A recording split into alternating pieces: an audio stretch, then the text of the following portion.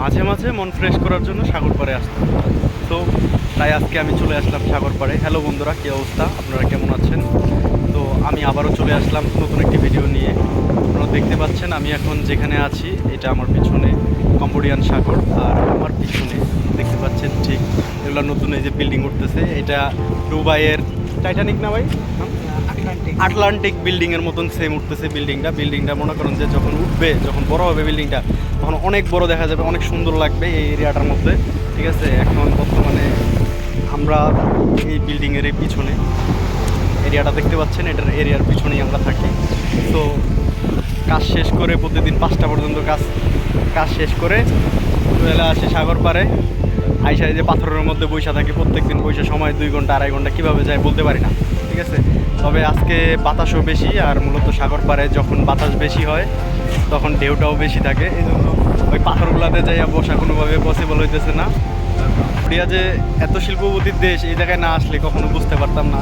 আমাদের বাংলাদেশে সর্বোচ্চ হাইয়েস্ট 37 তলা বিল্ডিং আছে, আর কম্বোডিয়ায় এই যে আমার আশেপাশে পিছনে দেখতে পাচ্ছেন ওই যে দূরে বিল্ডিং মিনিমাম 50 তলা 60 তলা বিল্ডিং, যেগুলো 50 তলার নিচে কোনো, এক কথায় 50 তলার নিচে কোনো বিল্ডিং নাই। এই জায়গায় যা আছে সব 50 তলার উপরে। তাইলে একটা জিনিস চিন্তা করেন, বাংলাদেশে 37 তলা বিল্ডিং আর এই কম্বোডিয়াতে 50 তলার নিচে বিল্ডিং নাই। তাহলে বাংলাদেশ বেশি উন্নত না কম্বোডিয়া বেশি উন্নত? এটা একবার চিন্তা করে দেখেন।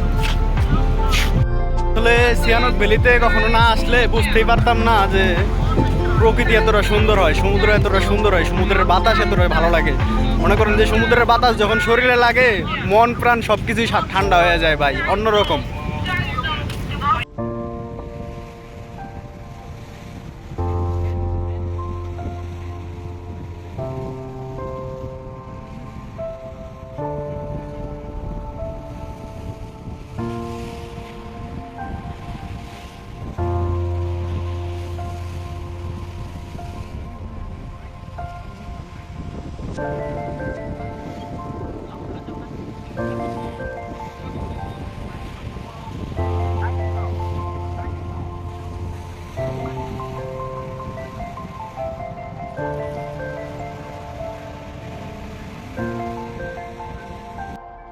এই যে আমার পিছনে বিল্ডিংটা দেখতে পাচ্ছেন, এটা পুরো আটলান্টিক সিস্টেম, দুবাইয়ে আছে এই বিল্ডিং সেম।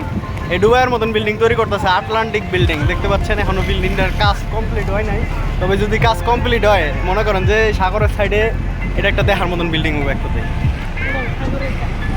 পুরো একদম সাগরের সাইডে। এই যে আমার এই পাশে সাগর, এই পাশে বিল্ডিং, আর আমরা মাঝখান দিয়ে হাঁটতেছি।